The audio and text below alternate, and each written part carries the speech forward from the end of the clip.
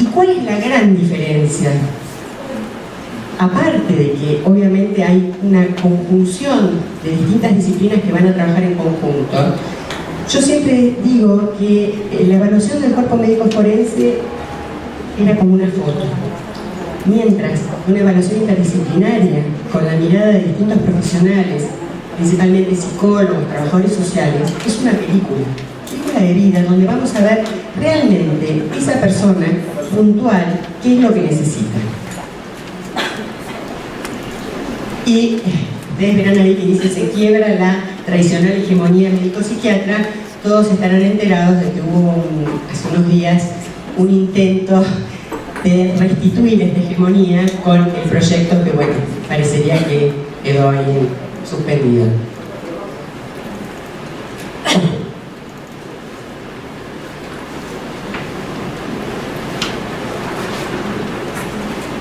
La otra cuestión importante, y que esto tiene que ver con lo que les decía al inicio del modelo de presidencia, si nosotros tenemos, esto es uno de los ejes del modelo social de discapacidad, si nosotros tenemos una persona con discapacidad que hay determinados obstáculos y el Estado, la sociedad, no remueve esos obstáculos, en realidad nosotros estamos impidiendo que esa persona ejerza sus derechos en igualdad de condiciones con los demás.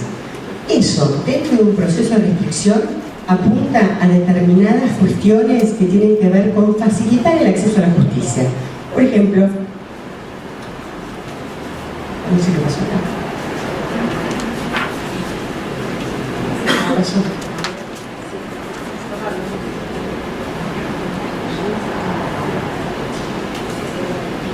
El tema de la tecnología y otra de las cuestiones que vamos a ver un ratito, que es el tema del lenguaje sencillo, es decir, que la persona, primero que todo, sepa por qué es su vida, es su capacidad, que sepa por qué se le está tramitando un proceso.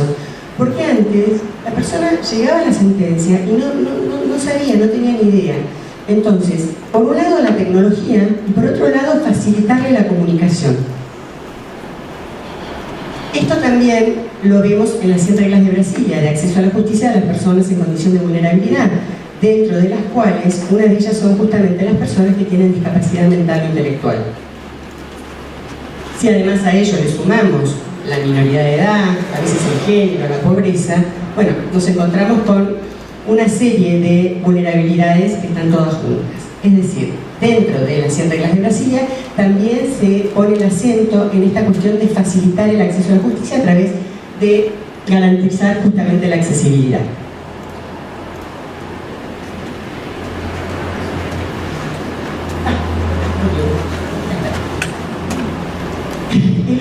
La otra cuestión, el eje, es el derecho que tiene cada persona a participar en el proceso y además a elegir su propio abogado. Ahora, ustedes me podrían decir, pero eso siempre fue así. Y yo les digo, sí, es real, el carácter de parte que ahora el código lo contempla expresamente, ya la doctrina, la jurisprudencia, digamos, no había una cuestión que nadie discutía. Pero sin embargo, como siempre, las cosas cuando están explícitamente dichas tienen mucha más fuerza. Entonces, ahora, la persona tiene derecho a tener un abogado. ¿Cuáles son las reglas básicas para que una persona tenga un verdadero acceso a la justicia? Tener un abogado. ¿Pone el abogado a la persona? Sí. Es el primero que tiene derecho a poner la persona. Ahora, si no lo pone, ahí surge la obligación subsidiaria del Estado de designarle un abogado defensor. Por supuesto, tenemos tanto en las reglas de Brasilia como, por ejemplo, en la normativa nuestra nacional, tiene que tener carencia de recursos, si no, tendría que ponerse su propio letrado. Pero, digamos que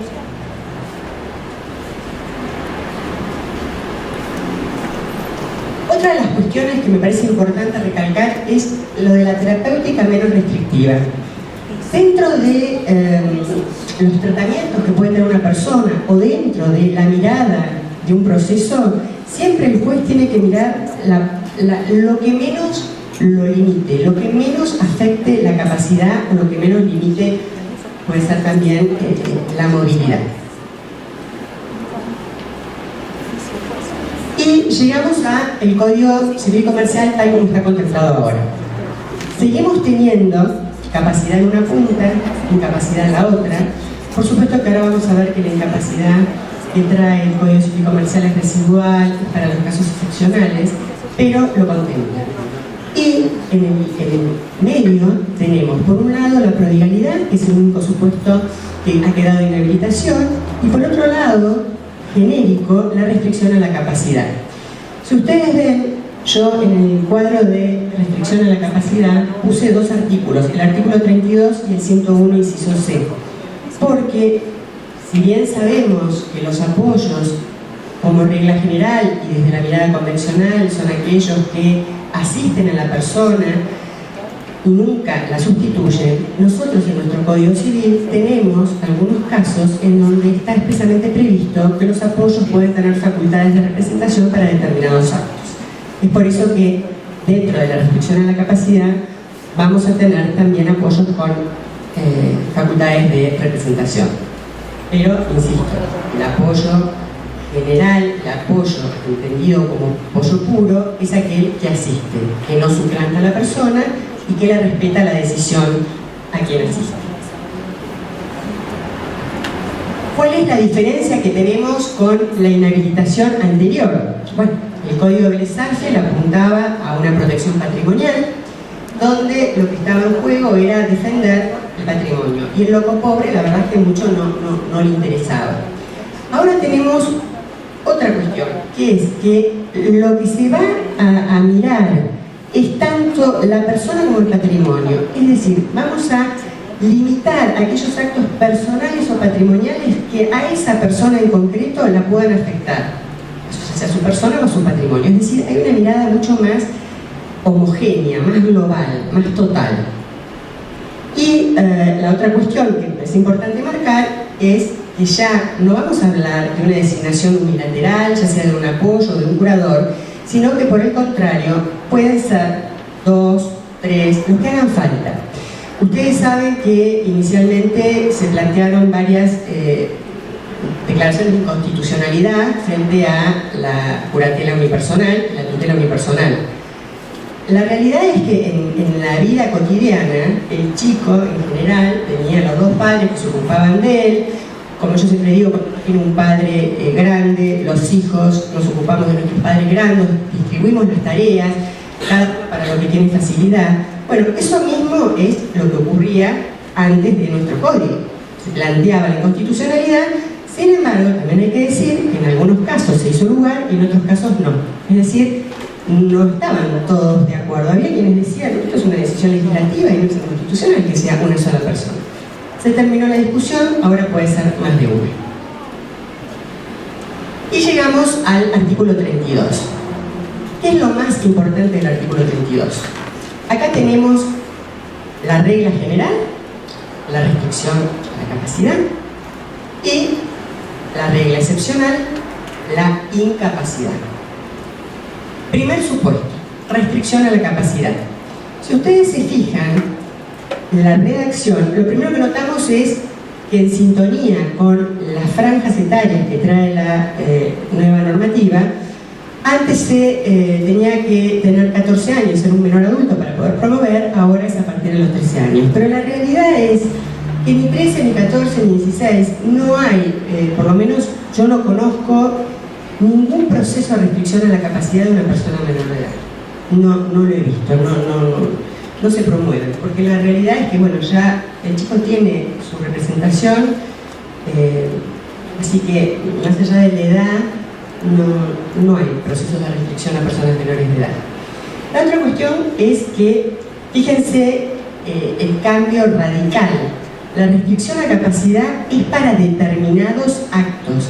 El juez tiene la obligación de determinar cuáles son esos actos para los que le va a restringir la capacidad a la persona en cuyo favor se está tramitando el proceso. Fíjense que antes uno hablaba, se está tramitando un proceso contra el denunciado, todo como unas figuras medio de penal.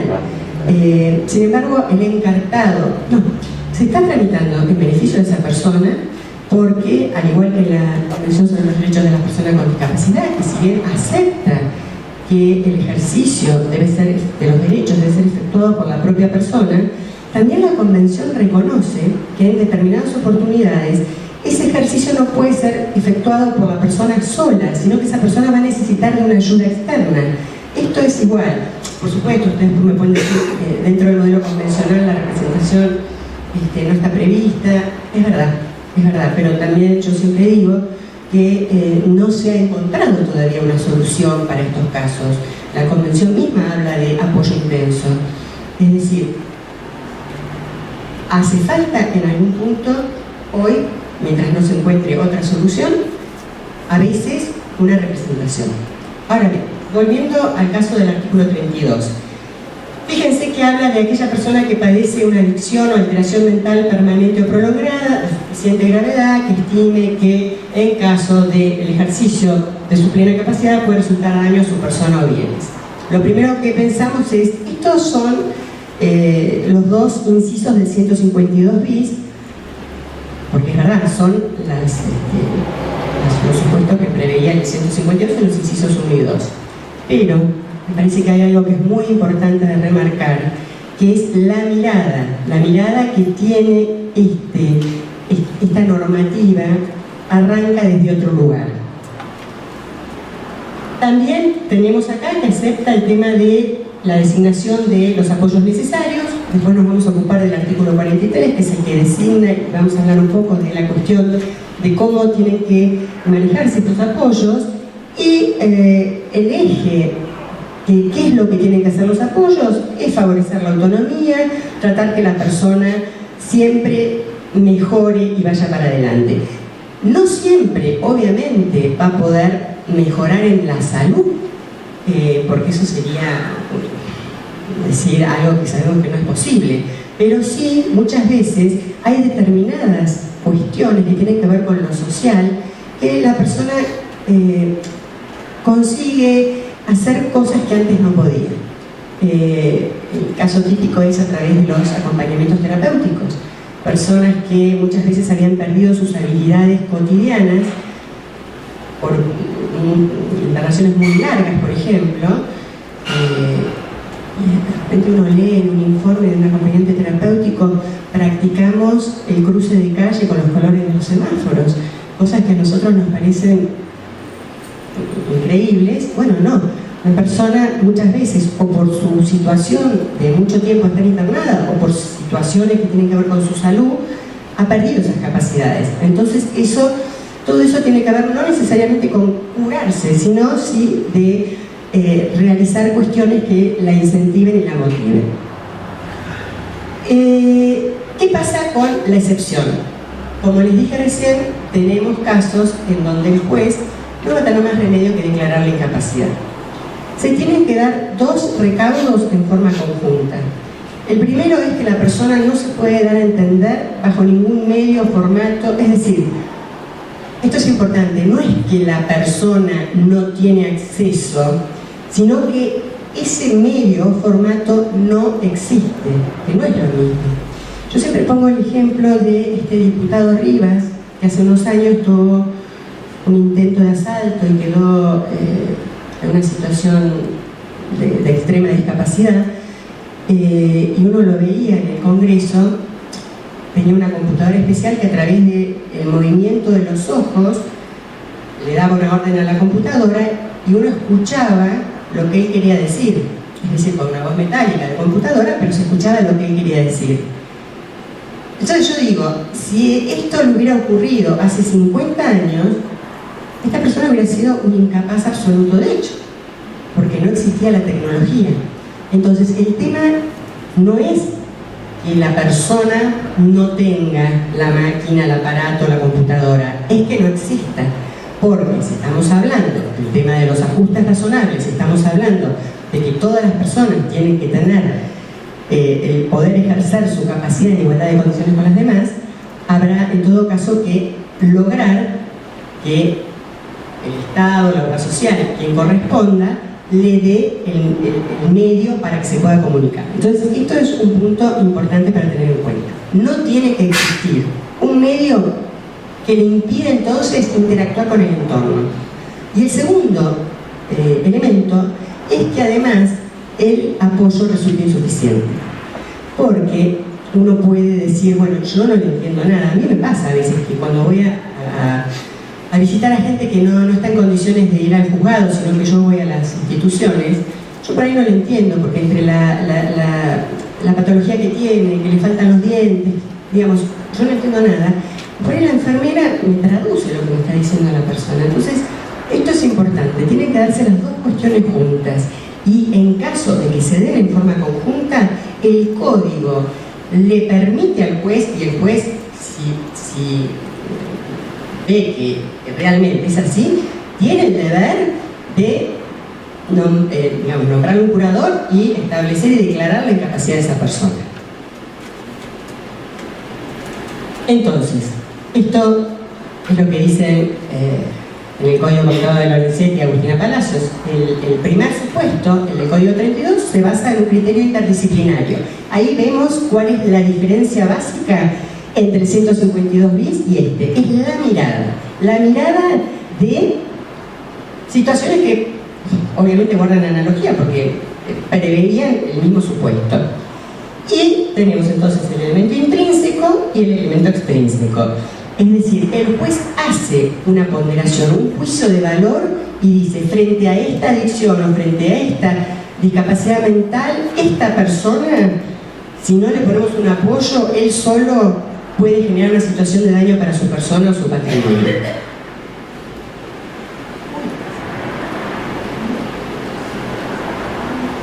Y el otro supuesto es el supuesto que tiene que ver con la incapacidad.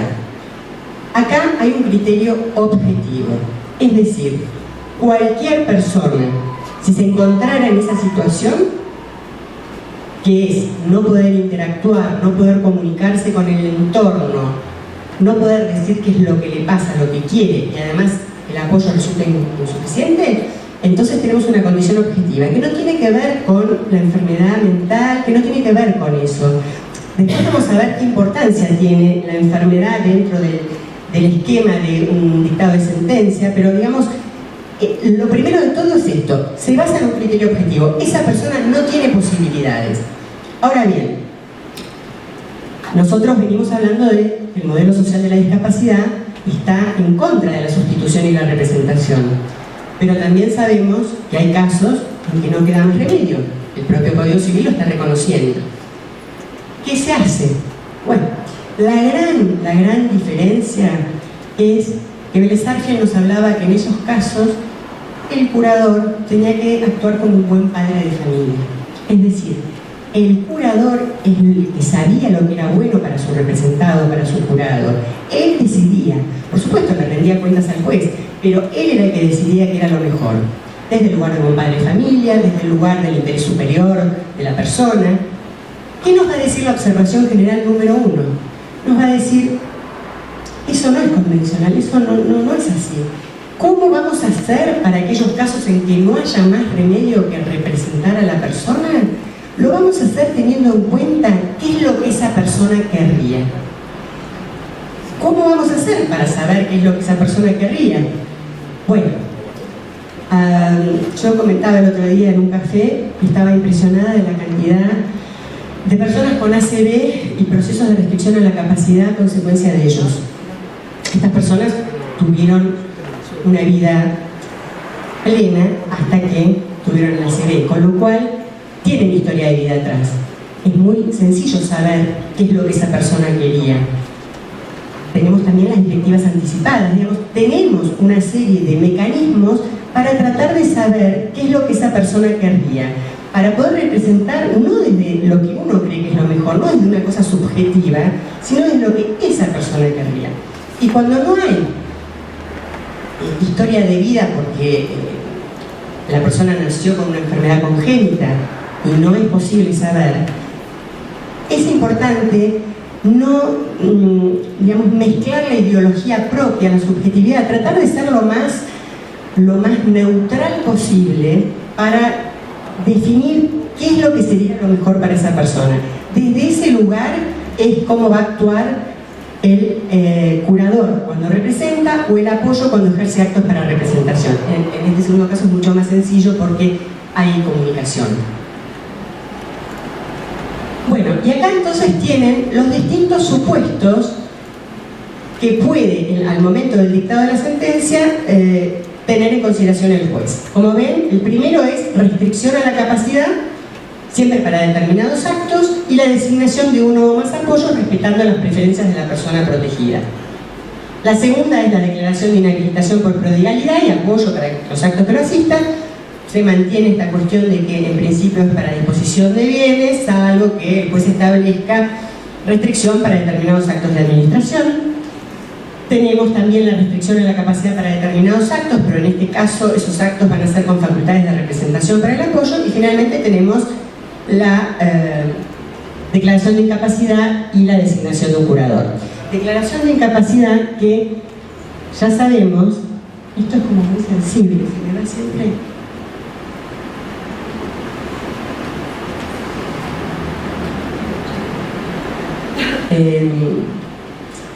Que ya el Código Civil ha abandonado las categorías de incapaz absoluto e incapaz relativo, es decir, la persona tiene incapacidad, punto. Ya no hablamos más de incapacidad absoluta. Bueno, sé que ustedes están trabajando en un proyecto de Código Civil y Comercial, no, de familia, ¿no? Proyecto de Código Procesal. ¿Qué nos pasa hoy?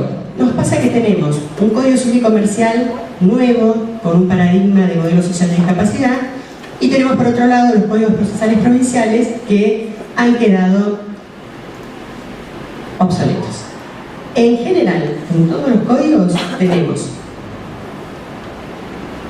vista al defensor de menores para que promuevan, apertura a prueba, 30 días, designación de 3 médicos psiquiatras y producción. Les traje, porque me parece interesante, porque Tierra del Fuego es una provincia relativamente nueva, ya no tanto, pero bueno, es relativamente nueva. Fíjense la diferencia, que es que antes de la apertura a prueba, el juez tiene obligación de notificarle a la persona que hay alguien que está cuestionando su capacidad. Y esa persona tiene 5 días para decir, no, un momentito, acá hay un tema X, no es cierto que yo tengo problemas de discapacidad. Entonces, esto me parece que hace el derecho de defensa. ¿Por qué? Porque una vez que está abierto a prueba el expediente, no se puede desistir, porque es de orden público el tema de capacidad. Tenemos que esperar que tramite todo el proceso para que el juez decida si desestima la denuncia.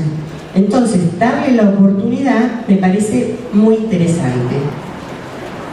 El otro es el Código Procesal de Misiones, que tiene algunas cuestiones particulares, por eso se los traigo, que si bien corre traslado de la demanda, como lo dice el código, pero también lo abre a prueba, es decir, ya tenemos el proceso en marcha. Otra de las cuestiones interesantes es que prevé la interdisciplina y la intervención del fiscal.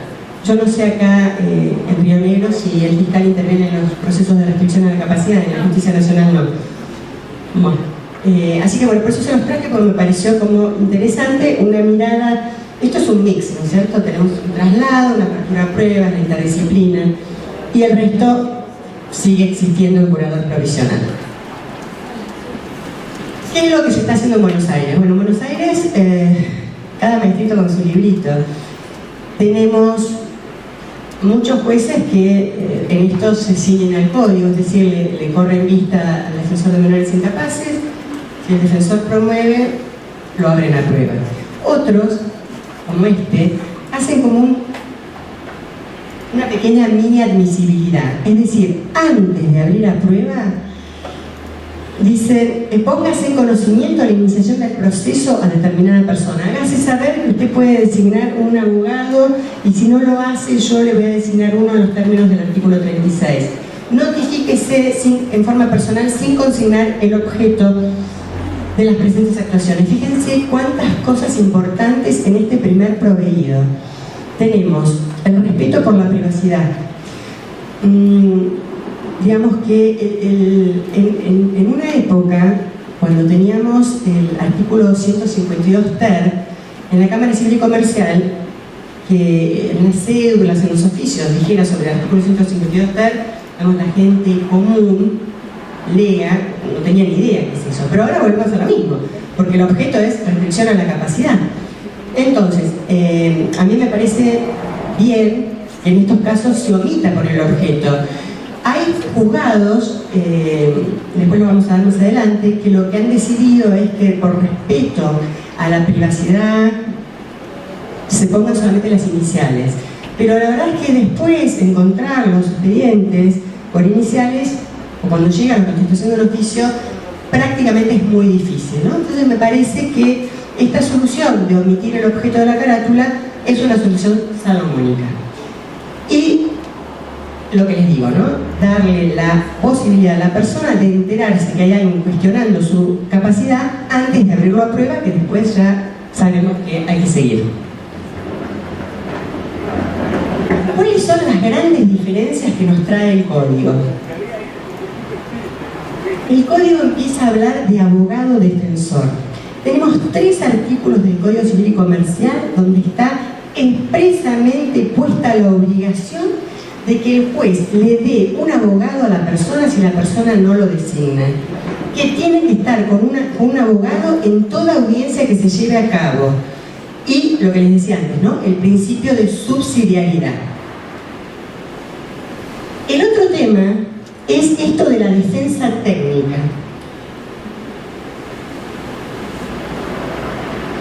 Hoy hablábamos en uno de los recreos con la cuestión de la defensa técnica y la cuestión del curador provisorio.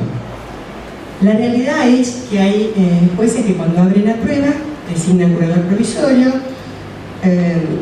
hacen muchos mix, designan ese curador provisorio para asistir en el juicio, designan ese curador provisorio para representar.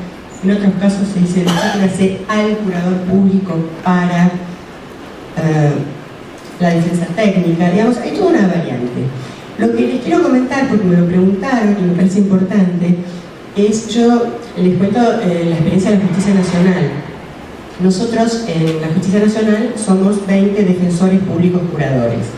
Es decir, dependemos del Ministerio Público de la Defensa. Cuando a nosotros un juez nos designa, una cosa es nuestro cargo y otra cosa es la función para la que nos designa.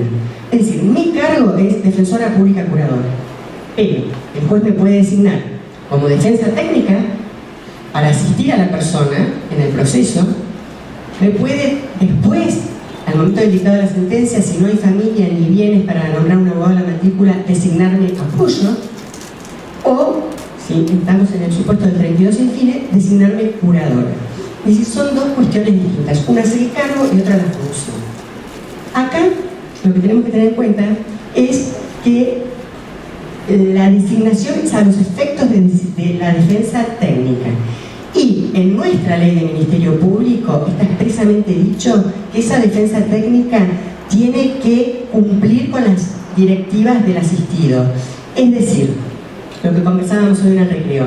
¿Qué pasa si uno, como defensa técnica, ve que la persona realmente necesitaría algún apoyo?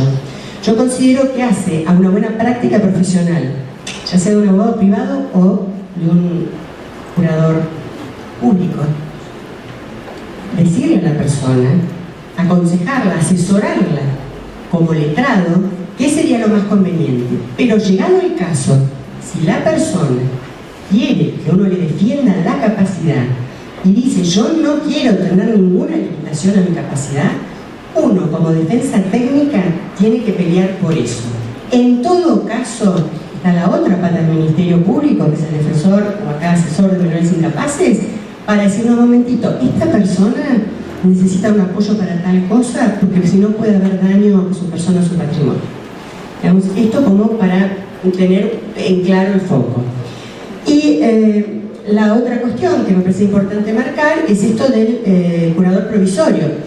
El curador provisorio, ya como nos decía Cifuentes hace muchos años, era una representación. Vieron que el artículo 147 del Código de Deberes decía debe nombrarse un curador provisorio para que lo represente y asista en el juicio, durante el proceso. Esta representación era anómala, porque el curador podía tener una posición en contraria a su representado. El representado podía decir: yo considero que no necesito ningún tipo de restricción, y el curador provisorio decir: no, sí necesita. Es decir, no tenía por qué seguir la línea de su asistido o representado. Acá no, acá es distinto. Tenemos defensa técnica. Por eso es que la realidad del asunto es que realmente hoy podemos afirmar que, más allá de que subsista la figura del curador provisorio en los códigos procesales, esta ha quedado vacía de contenido, ya no puede ser. ¿Por qué? Porque ya en la mirada del Código Civil y Comercial, que adopta el modelo convencional y que parte de una presunción vigorosa de capacidad de la persona, ha desaparecido el estado de sospecha. Ese estado de sospecha del que hablaban los autores con el Código de Vélez. Ahora tenemos una persona que se presume la capacidad, que tiene derecho a nombrar un abogado, que tiene una participación activa en el proceso para defender lo que cree que es lo mejor para él. Entonces, por eso les digo, ha quedado... No olvidemos que los códigos procesales son algo instrumental, ¿no es cierto? El derecho es lo más importante, lo de fondo. Y acá les traigo uno de sus pagos, que es un fallo de Puerto Madryn, donde una defensora oficial, después de aceptar el cargo, va a conocer a su asistido, y el asistido no se encuentra en condiciones de interactuar, por lo visto, de poder comunicarle nada al defensor.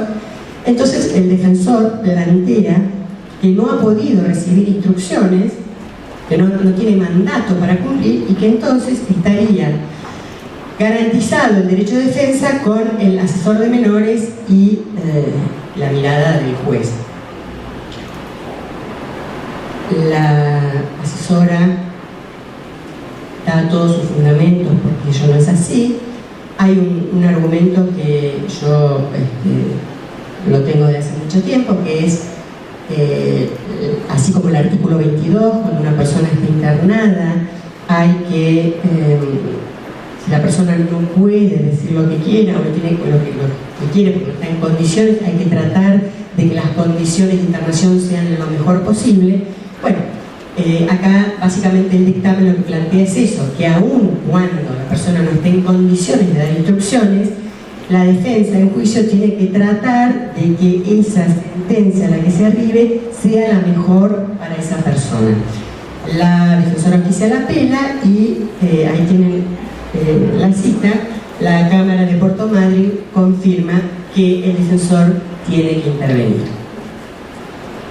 Es decir, ¿qué es lo que se va a buscar en estos casos en donde no es posible instrucciones? Que tenga la sentencia más favorable a sus necesidades. Claro, es tremendo, ¿no?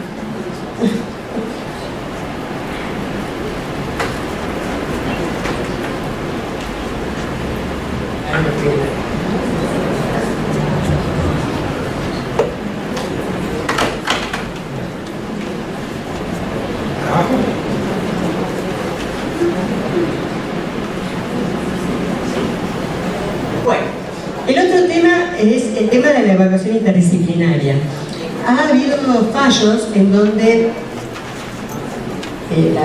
incluso la Corte de la Provincia de Buenos Aires ha devuelto expedientes por no cumplir con el informe interdisciplinario. Hoy es impensable una sentencia donde no hay una mirada interdisciplinaria. ¿Cuál sería el único supuesto? El único supuesto que admitiría una evaluación únicamente suscripta por médicos, psiquiatras, es cuando dicen esta persona no tiene ninguna enfermedad, no hay por qué restringirle la capacidad, con lo cual sería el único supuesto que admitiría. ¿Por qué? Porque la enfermedad es una de las cuestiones que tiene que estar presente. Si no, caeríamos en una mirada sociológica. Es decir, la persona no cumple con las expectativas de la comunidad, entonces le vamos a restringir la capacidad. No es así. Tiene que estar, por un lado, entonces, la adicción, la enfermedad mental, y por otro lado, que eso interfiera en su vida de relación o patrimonial. Pero la sola mirada a que la persona no cumpla con las expectativas de la comunidad donde vive no es suficiente. Entonces, la otra cuestión que yo les estoy marcando acá tiene que ver con esto que hablábamos del Código Civil por un lado y el Código Procesal por el otro. En la Justicia Nacional, muchos casos ocurre que la Cámara devuelve el expediente por no haberse cumplido con el artículo 626 y 631, que es el que en nuestro código exige la evaluación de los 3 médicos psiquiatras o legistas. Entonces dicen, a mí no me importa que haya una evaluación interdisciplinaria, pero me faltan los tres psiquiatras, entonces vuelva. Esta es una postura de algunas salas de la Cámara Civil. Pero,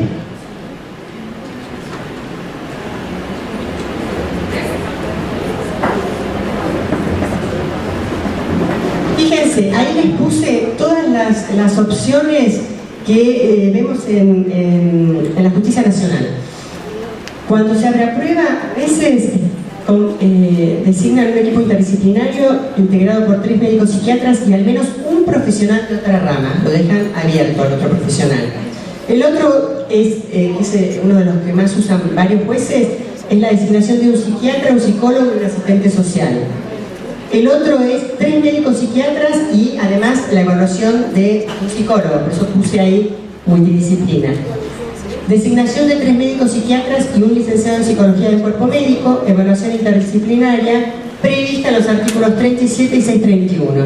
Es decir, en muchos casos los jueces nacionales hacen un combo entre el Código Procesal y el Código Civil y Comercial, y entonces dicen, bueno, que estén los 3 médicos y además o un asistente social, un psicólogo, etc.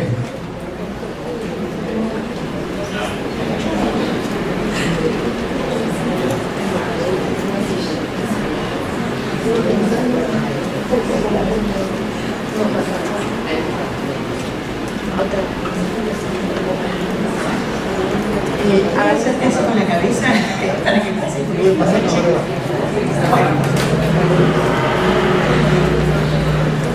Bueno, entonces como les decía antes, ahora la persona en cuyo beneficio se tramita el proceso es el primer legitimado y así está reconocido ahora.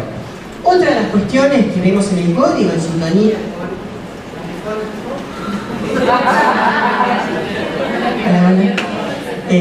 otra de las cuestiones que vemos es que se arregla la cuestión del cónyuge no separado de hecho, pero además se incluye al conviviente mientras la convivencia dura.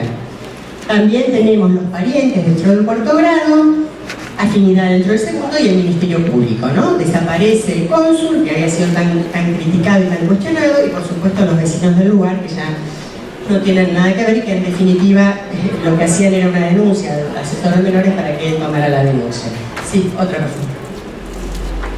Bueno, entonces, aquella persona a quien se le inicia un proceso tiene todas las posibilidades de decidir cuál es la prueba que quiere para demostrar su capacidad. Y por el otro lado, aquel que es quien promovió va a tener que presentar aquellas pruebas que tienen que ver con el relato de los hechos, va a tener que demostrar aquello que en los hechos fueron la justificación para promover el proceso de restricción. Otra. Dentro del Ministerio Público, en lo que tiene que ver con el proceso de restricción, entonces, lo primero que podemos decir es que tiene legitimación para promover el proceso. Una vez que está iniciado el proceso, dentro de su actuación complementaria, tiene que controlar que ese proceso se lleve bien. Y, a su vez, es receptor de aquellas denuncias que se le pueden formular por algo que no esté bien dentro del proceso. Y, finalmente, tiene a su cargo instar la revisión de las sentencias cuando estamos en el límite de los 3 años. Otra. Bueno, de las medidas cautelares. Yo no sé cómo anduvieron ustedes acá con las medidas cautelares, pero en Buenos Aires al principio, cuando recién salió el Código Civil, los jueces cuando abrían a prueba nos designaban a los juradores públicos apoyo provisorio, desígnase apoyo provisorio para garantizar los derechos personales y patrimoniales de la persona. Así, todo, una cosa general. Con lo cual, se daba el absurdo que si nosotros estamos insistiendo en que las sentencias son siempre restrictivas, ¿cómo iba a ser que una medida cautelar fuera para todo lo personal y lo patrimonial? Hubo, por supuesto, revocatorias con apelación de subsidio, y lo que le hicimos ver es que más allá de que se hable, lo dice, los derechos sí, porque tenemos que cualquier derecho puede caer en esta categoría, pero el juez tiene la obligación de determinar cuáles son esos actos para los cuales se lo va a designar apoyo provisorio. A su vez también el artículo 34 establece que puede ser apoyo o puede ser curador. Pensemos en una persona que está en un estado vegetativo. Ahí es muy probable que designe curador provisorio. Y otra de las cuestiones que quiero marcar es este tema de las redes de apoyo. Cuando un juez designa redes de apoyo, ya sea como medida cautelar o en la sentencia, es muy importante que no haga designaciones genéricas. Tiene que poner quiénes son las personas dentro de esa red que va a responsabilizarse por cumplir la función de apoyo. ¿Por qué? Porque ese apoyo tiene responsabilidad civil. Si no cumple, ¿cómo hacemos después para reclamarle por su incumplimiento si tenemos una designación genérica de una red de apoyo? Entonces, es muy importante, porque por ahí puede sonar lindo decir designo como red de apoyo a la salita del barrio, a la iglesia evangélica a la que asiste la persona. Está bien, claramente son lugares referentes, redes, pero para el tema de la designación tiene que ser con nombre y apellido. Tiene que haber alguien que sea responsable para el caso de que haya alguna reparación civil que sea necesaria. Sí, otra. Bueno, el otro tema que tenemos es el tema de la inmediatez. El Código Civil Comercial obliga a una intervención muy activa de parte del juez. Esto de la inmediación hace que, obviamente, los jueces y el resto del Ministerio Público tenga mucho más conocimiento de la persona y de su problemática, con lo cual la cuestión del traje a medida es realmente mucho más fácil poder hacerlo, porque uno sabe cada persona qué es lo que necesita. Por supuesto que insistimos con el tema de los ajustes en el procedimiento, ya vamos a ver algunos, y fíjense que nosotros en la Justicia Nacional, tanto los curadores públicos como los asesores, que se llaman defensores de menores, formamos parte del Ministerio Público. Entonces, en alguna oportunidad, los defensores de menores planteaban, bueno, ¿para qué voy yo a la audiencia? Se llama el curador, que es el Ministerio Público. Pero claro, estamos cumpliendo distintas funciones. Nosotros estamos como defensa técnica, es decir, como letrado que existe la persona, mientras que el defensor de menores está como Ministerio Público. Eso como para comentarles. Otra, por favor. El otro tema que se está planteando es los códigos procesales. Siempre también planteaban la obligación, mejor dicho, la facultad del juez de entrevistar a la persona antes de dictar sentencia. Los procesales dicen podrá. Ahora bien, el Código Civil Comercial dice deberá, con lo cual estamos en una situación en donde el juez tiene el deber de ver a la persona antes de dictar la sentencia de restricción, cosa que me parece correctísima, por supuesto. Pero, como en todas las cosas en la vida, no todo es blanco o negro. A veces hay situaciones grises. Yo ahí les traje dos citas de fallos de tribunales donde los jueces fundadamente, no es que alegremente dictan una sentencia y no dicen nada, explican y fundan por qué no van a llevar a cabo la audiencia. Y entonces, por determinadas cuestiones, luego dictan la sentencia. Primero con esa resolución donde establecen que no van a llevar adelante la entrevista, se le corre vista a los ministerios públicos y después dicta la sentencia.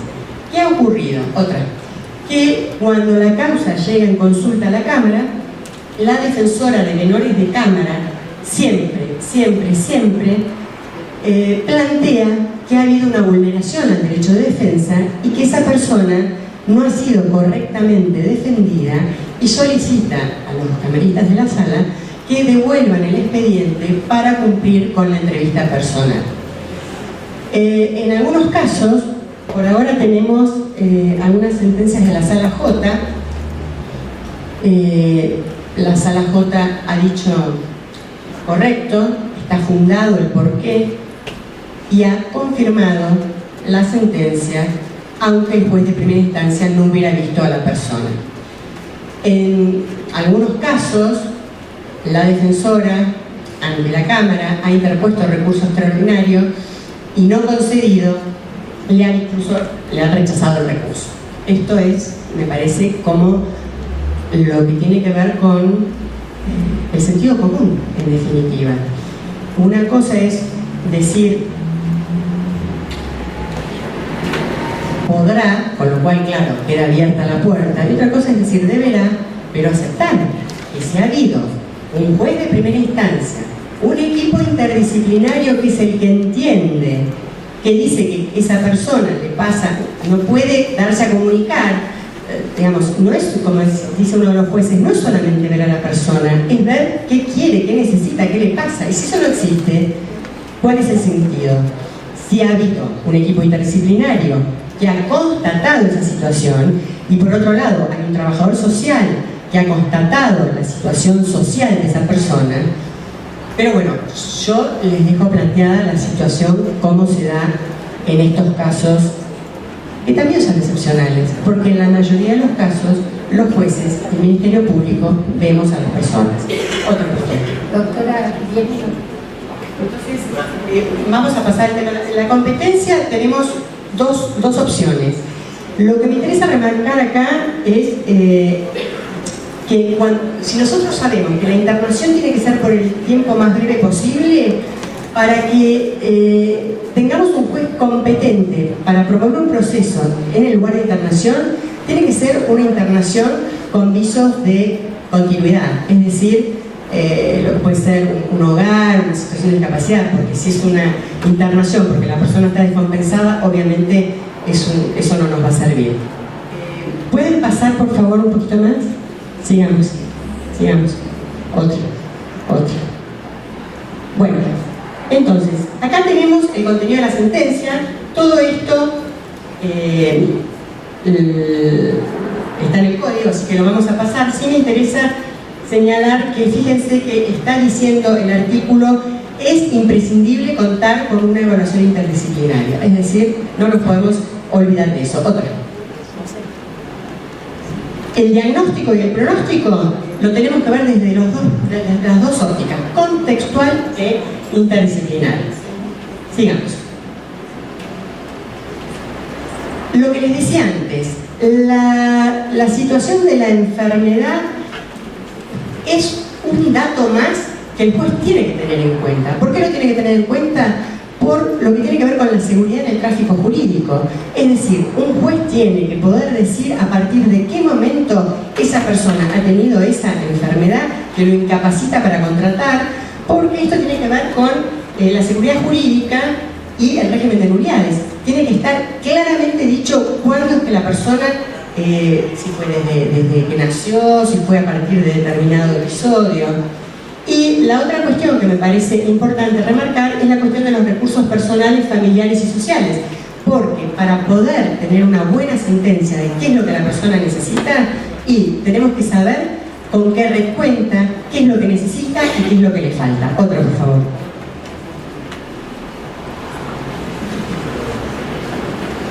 Sigamos.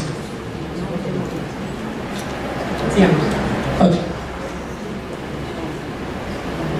Bueno, este es el ABC de las sentencias. El juez tiene la obligación de determinar qué es los actos que va a restringir. Otra.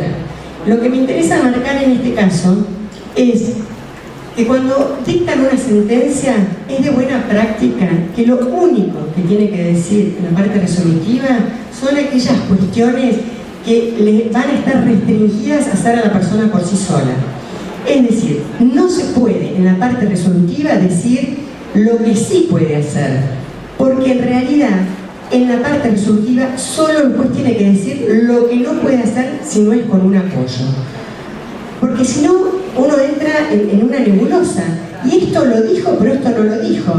Y otro tema que me parece muy importante remarcar, que es el tema de cuando el juez establece qué es los actos que restringe, tenemos que tener presente que estamos en un proceso de restricción a la capacidad. Por lo tanto, la mirada tiene que ser netamente jurídica. Los apoyos son jurídicos. Todo lo que son apoyos, más allá que el artículo 43 menciona, primero da piensen que el Código Civil y Comercial adopta el modelo social, pero veníamos de un código donde todo esto no existía. Entonces, que el código defina qué son los apoyos, está perfecto, pero en un proceso de restricción a la capacidad, los únicos apoyos que el juez va a designar son para cuestiones jurídicas. Por lo tanto, si en una audiencia tenemos que una persona dice yo lo ayudo a hacer los trámites en la obra social, yo lo ayudo a ir a cobrar la pensión, perfecto, eso es un apoyo extrajudicial, no hace falta ponerlo en la sentencia. Lo que vamos a poner, yo lo ayudo a higienizarse, bueno, eso es un acto de la vida diaria, menos tiene que ir en la sentencia. Lo único que tiene que ir en la sentencia, en la parte dispositiva, son los actos jurídicos para los cuales se le restringe la capacidad y para los que necesita un apoyo. Otro. Bueno, acá el tema del lenguaje sencillo, tienen 3 sentencias, una es de la doctora Repsi, y básicamente lo que quiere decir esta cuestión es que la persona pueda entender de qué se trata el proceso, explicarle y que deje de tenerle miedo a los tribunales y que pueda saber que lo que se está haciendo es en su beneficio. Pero para explicárselo, y lo que está bueno es que este lenguaje sencillo que arrancó con la cuestión de la discapacidad se está extendiendo a otras ramas del derecho. Bueno, esto es otra cuestión que nos le encomiendan a un curador que le explique a la persona cuando vuelve la sentencia de consulta para qué se le dictó sentencia y cuáles son las funciones, etc. Bueno, debe señalar las condiciones de validez de los actos jurídicos. Es decir, tiene que quedar claro, hoy hablábamos también que las sentencias tienen que ser claras, porque si no, después, cuando llega el momento de celebrar un acto jurídico, el escribano se encuentra con que no sabe cómo instrumentarlo. Entonces, tanto para los que estamos de un lado del mostrador como para nosotros, es importante tener en claro qué es lo que se está restringiendo y cuáles son las consecuencias de no cumplir con el apoyo, con la asistencia de ese apoyo para determinado acto.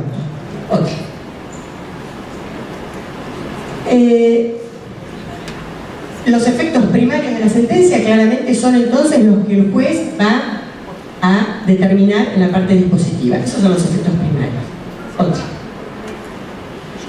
Los secundarios son aquellos que son consecuencias. Es decir, si a una persona se le restringe la capacidad, por ejemplo, no va a poder ser tutor, no va a poder ser apoyo a su vez.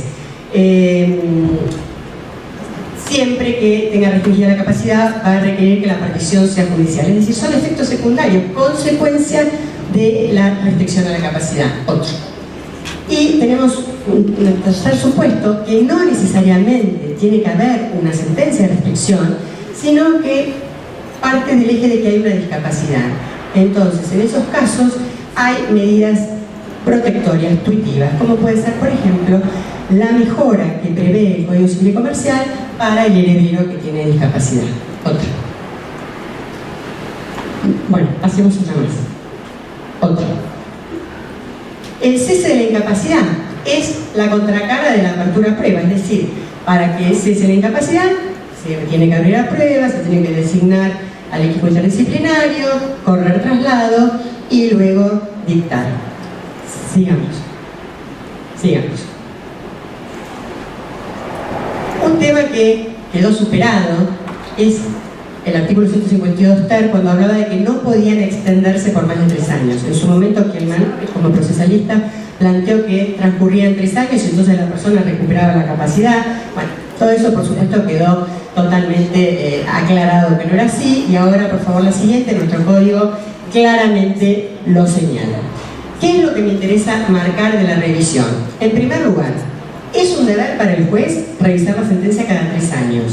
Para la propia persona no rige ningún tipo de plazo. La persona puede todo el tiempo estar pidiendo la revisión de su sentencia. Pero me interesa marcar que una revisión de sentencia es distinto que iniciar un proceso de cese.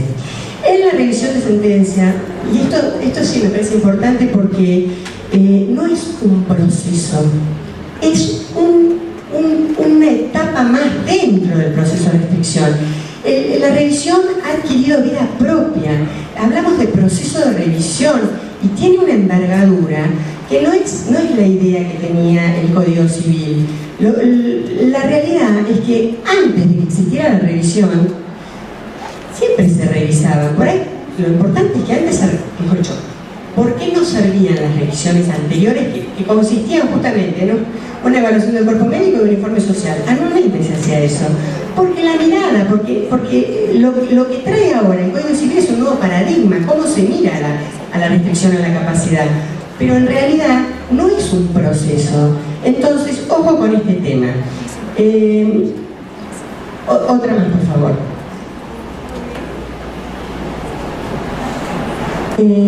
Vayamos otra vez. ¿Cómo no hay un procedimiento? Lo único que el Código Civil y Comercial nos dice es: cada 3 años hay que revisarla, es un deber del juez, el Ministerio Público que tiene que instar, y la persona que tiene la restricción de la capacidad lo puede pedir en cualquier momento. Sí sabemos también, porque lo dice el artículo, que tiene que haber una evaluación interdisciplinaria. Ahora bien, no sé cómo lo están haciendo acá ustedes a la revisión, pero en Buenos Aires se hacen distintas cosas.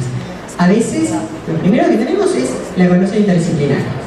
Luego, el juez o corre traslado o pide que se le notifique para que tome conocimiento, pero no le corre traslado, pero digamos, hay en forma personal, es decir, la persona se entera de lo que dice la evaluación. Nosotros muchas veces lo citamos, sobre todo en aquellos casos grises, en donde tenemos evaluaciones que no nos ayudan, para poder impugnar cuando sabemos que lo que dice la evaluación no es así, que la persona no puede vivir solo, no puede comprar, y la persona vive sola, va a la verdulería, vota. Entonces, uno que los conoce, que esto es lo que tiene de bueno la inmediación, lo llama, le explica y genera una defensa activa.